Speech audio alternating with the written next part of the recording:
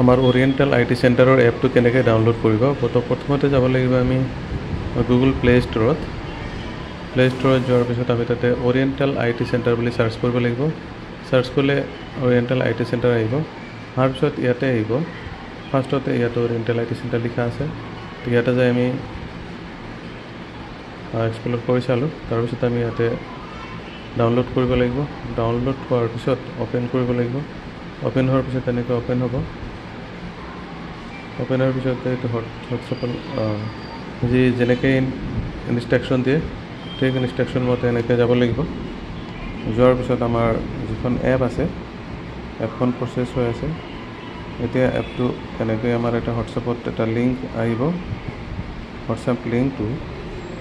আমি ক্লিক কৰিব লাগিব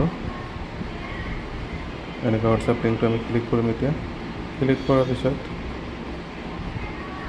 আমাৰ এই এপটো এনেকৈ অ'পেন হ'ব তাৰপিছত দিব লাগিব নাম আৰু ইমেইল আই ডি নিজৰ নাম আৰু ইমেইল আই ডিটো দিব লাগিব ইয়াতে মই এটা নাম দিলোঁ